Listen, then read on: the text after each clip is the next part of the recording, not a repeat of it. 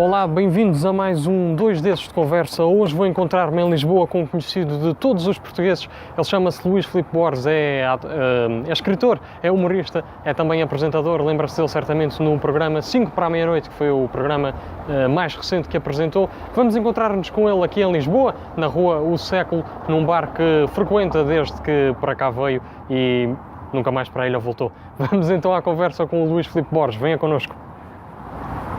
Luís Filipe Borges, boa tarde. Muito obrigado, antes de mais, por teres aceito o convite para vires aqui ao Dois Dedos de Conversa. Isto está tudo com um aspecto muito formal, porque, como eu te estava a dizer, estamos agora a começar e o aspecto muito formal, da minha parte, obviamente, mas estamos tranquilos, pá, estás à vontade, é uma coisa que eu costumo dizer à malta. Não disse ao nosso último convidado, foi um escasso. Digam palavrões, digam aquilo que entenderem. Estamos aqui à vontade. Isso é engraçado, eu na primeira aula, todas as minhas primeiras aulas com as turmas também faço esse aviso. Eu digo muitos palavrões. Não, bom. Se for incómodo para alguém, por favor avisem. Uma vez foi incómodo para uma senhora. Já a sério? Obrigado, Sr. Alvito. Pá, mas aqui estás completamente à vontade. Para os nossos, para quem nos está a ver, estamos no Snob, em Lisboa, aqui na Rua do Século, um espaço incrível. Foi um bocadinho difícil chegar a ele, mas porque as minhas coordenadas não são as melhores. É o meu sítio favorito em Lisboa. Tenho 53 anos, eu venho cá desde os meus 19 e tenho 40. Este sítio fez 53 há uma semana, portanto já sou cliente desta casa há 21. Tu vieste para cá, para Lisboa, que é com 19 18, mesmo? Com 18. Com 18. E vais para Lisboa estudar Direito. Estudar Direito, sim. Isso foi um tiro um bocadinho ao lado ou na altura era mesmo aquilo? Não era mesmo aquilo, eu queria ser ator. E quando disse aos meus pais, eles perguntam-me, quando eu ia começar o 12º ano, perguntaram, então já sabes o que é que queres ser quando fores grande? E eu disse, já, quero ser ator. E eles pensaram durante 1 segundo e meio e responderam em uníssono, nem pensar. E eu compreendi-os, sinceramente compreendi-os, porque, tanto quanto sei, há um grupo profissional de teatro no arquipélago e nem sequer na terceira. Então compreendi a posição deles e fui para aquilo que me parecia o plano B mais parecido.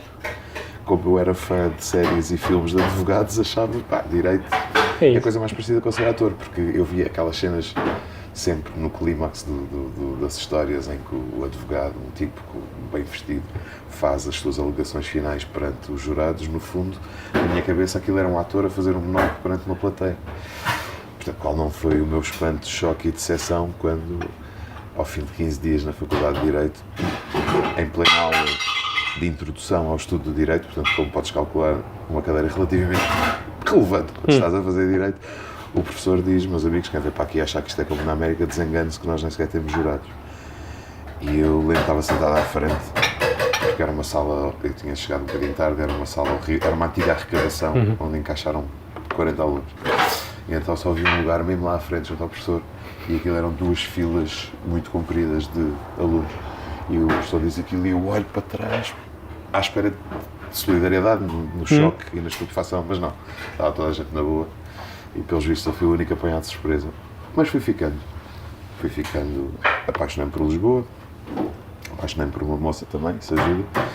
E quando nós temos 18, 19, 20 anos, o futuro é uma coisa muito... não é uma coisa palpável, o futuro é algo... Tu olhas para os finalistas, portanto eu ainda sou do tempo em que o curso de Direito tinha 5 anos, eu quando era calor olhava para os gajos de 22 e pensava, estes gajos são os senhores. Os gajos têm muita experiência, já viveram muito, sabem como é que as coisas funcionam. E quando chegas aos 22 percebes que não há absolutamente experiência nenhuma. E depois, tu durante o curso começaste logo a ingressar por esta área da comunicação ou fizeste o curso e só depois é que começas nisto? Durante o curso, aliás, foram as melhores coisas que eu fiz no curso, foram relacionadas com comunicação. Eu e 2 grandes amigos, um deles açoriano também, Nuno Costa Santos, São Miguel, fundámos uma revista literária chamada Invencio, que é a palavra latina para criação. Durou 2 anos. Chegou a ser considerada pelo Le Monde a 3ª melhor publicação universitária da Europa. Não sei como. Não estou a imaginar, não estou a ouvir um francês a traduzir aquilo para português e a dizer oh lá lá, c'est très bon. Mas pronto, aconteceu. E além da Invencio, aos 19 fui inscrito por um grupo de colegas no Cénico de Direito, no ateliê de formação do Cénico de Direito, que é um grupo de teatro universitário muito antigo também. O teatro universitário tem muita tradição em Portugal. O grupo mais antigo, salvo erro, é do Porto. Depois há o CITAC e o TEUC de Coimbra e o Cénico Direito. São 4 grupos velhíssimos, os mais antigos na Europa. E eu fui inscrito por colegas, o que é engraçado. Se eles não me tivessem inscrito, eu nunca teria ido para esse ateliê de formação. Depois fui uma das pessoas escolhidas e fiquei no Cénico Direito dos meus 19 até aos meus 25, 26. Já tinha acabado o curso há 3 ou 4 anos e ainda lá estava. Fazíamos um espetáculo novo todos os anos. E depois, como era um grupo com história, fazíamos muitos festivais. Portanto, a maioria dos grupos de teatro universitário fazia uma peça e apresentavam-na 2, 3, 4 vezes, com sorte. Nós fazíamos sempre 30 e tal espetáculos por ano, que era uma coisa muito fixe. E aos 25, 26 tive que me obrigar a mim próprio a sair do grupo, porque Estava na altura. Estava na altura que eu não queria, mas forcei-me a isso porque sentia que já era estranho ter acabado o curso já há tanto tempo e ainda lá está. Mas mesmo assim, ainda há 2 anos, voltámos a levar a palco uma peça. Juntámos, dentro do possível, o mesmo grupo de pessoas que tinha feito aquela peça, que é Os Cães Danados de Tarantino, que eu adaptei para teatro. E estivemos a fazê-la na Comuna e no Teatro Turino, já todos, um secretário de Estado, outros advogados, eu lá no meio. Foi assim uma experiência. E agora ainda vais lá dar umas aulas aos putos ou já te deixaste disso? Não, porque o encenador continua a ser o mesmo do meu tempo, o Pedro Wilson, que as pessoas mais velhas recordarão. Quem viu a Rua Sésamo, ele era o Gil, da Rua Sésamo, um mulato muito bonito, continua a ser um homem muito bem parecido, com os seus 50 e muitos, filho do mítico velho capitão Mário Wilson. E o Pedro Wilson continua a ser o guru do Cénico Direito e, portanto, já me passou pela cabeça há uns anos que gostava de ensinar o Cénico, mas enquanto o Pedro lá estiver, não faz sentido. Claro. E depois da faculdade, depois dessa experiência, onde é que tu entras? Porque o grande público conhece-te do 5 para a meia-noite e de outros programas que tu apresentaste até anteriormente na RTP2, mas antes disso há todo um caminho. Qual foi o caminho até chegar aqui? O caminho foi no último ano, quando chega o último ano de Direito, de repente a minha relação acaba e o futuro cai do céu aos trambolhões e apresenta-se em cima de mim e eu fico esmagado. Lembro perfeitamente aquele mês de setembro ou outubro de eu ficar em choque e pensar, meu Deus, daqui a uns meses vou ser advogado. É só nessa altura que me bateu e eu não quero ser advogado. Citando Zé Carlos Malato ao contrário, percebi que não seria feliz ali. E então há uma tradição em Direito que é entre os 2 últimos semestres, portanto, exatamente a meio do teu último ano, desatas a mandar currículos para escritórios, que é para começares a ser chamado para entrevistas enquanto estás a fazer o último semestre e depois começares o estágio. E eu não mandei currículo nenhum, não disse nada aos meus pais, porque tinha muito medo que eles descobrissem.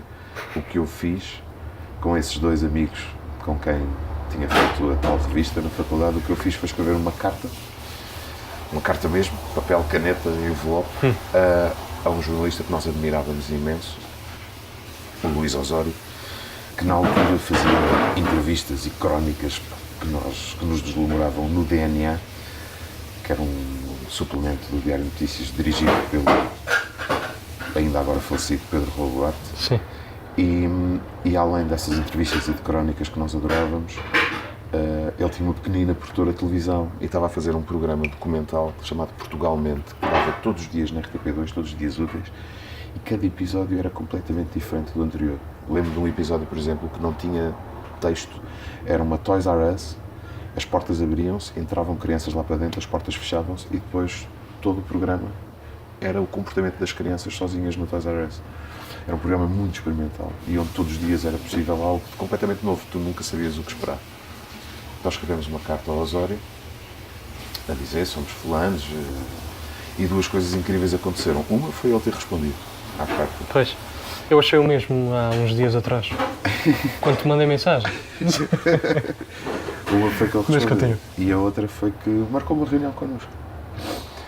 Eu lembro que nós fomos a essa reunião, era na Rua Augusta, e ele estava literalmente a mudar, tinha mudado de instalações, o escritório da sua produtora, e eles estavam naquele dia a fazer as mudanças.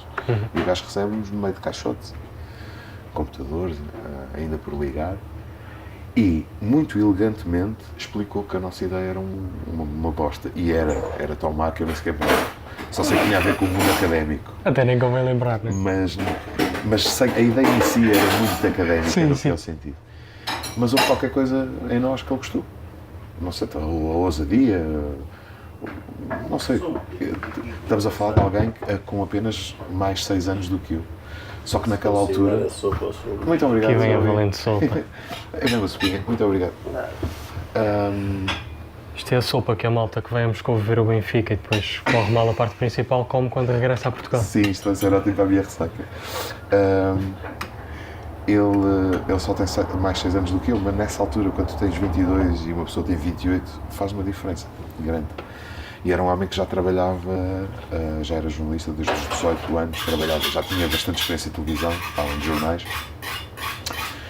E então ele explicou-nos que a ideia era um cocó, mas foi marcando reuniões connosco. E então, de 15 em 15 dias, 3 em 3 semanas, isto durante o meu último semestre, lá íamos ter com o Osório a produtora e fazíamos brainstorm, basicamente discutíamos ideias.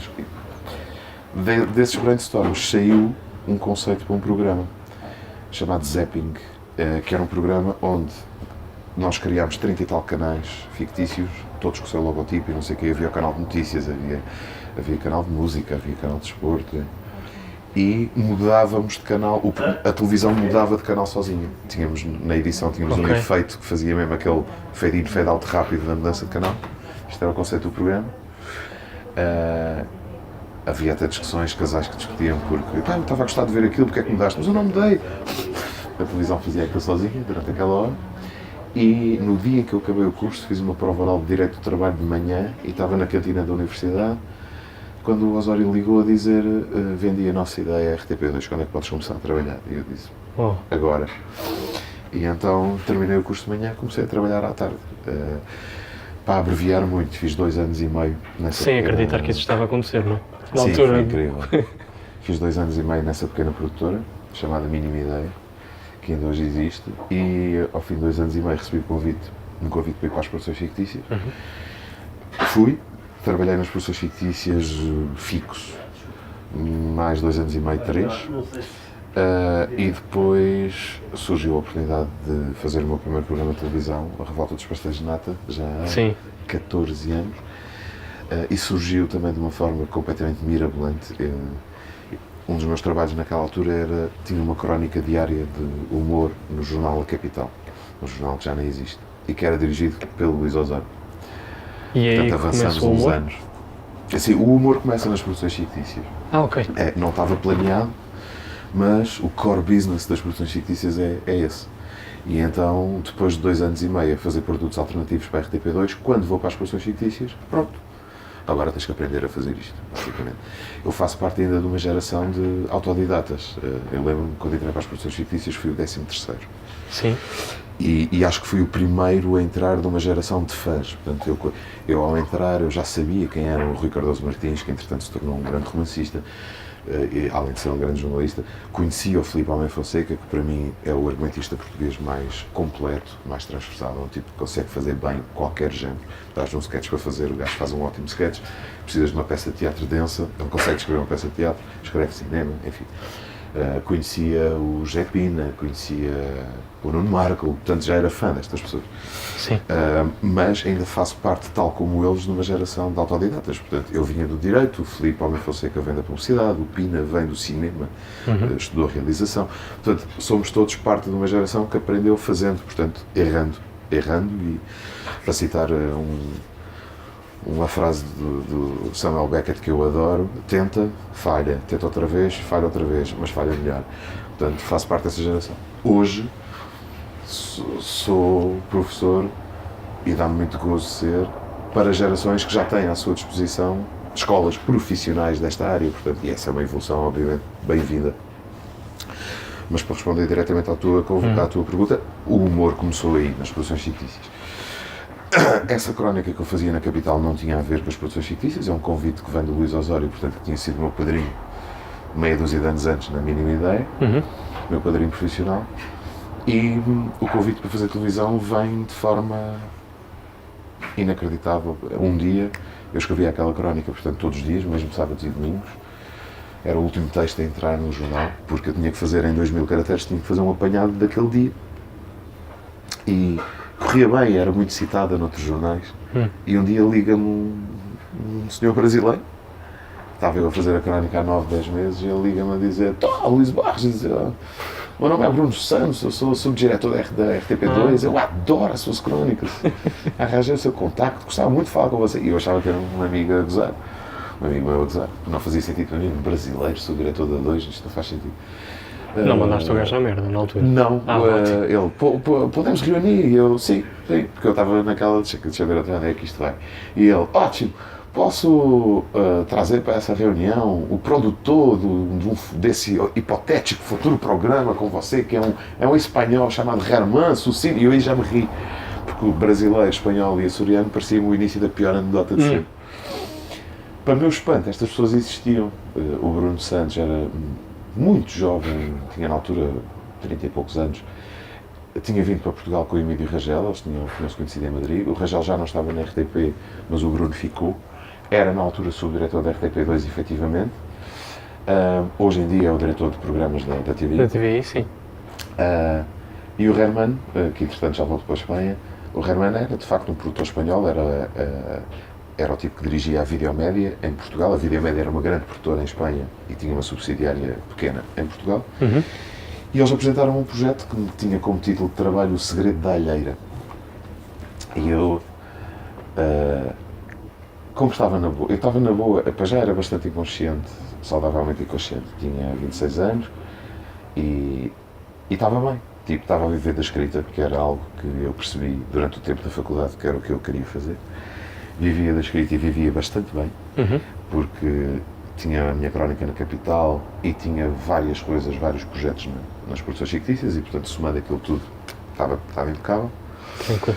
E então fui muito descontraído para essa reunião e disse-lhes, quando vi o título do programa, disse-lhes: bem, eu não sei se é de vocês serem estrangeiros, um espanhol e um brasileiro, mas eu, quando penso numa alheira, visualmente uma alheira não é a coisa mais agradável do mundo.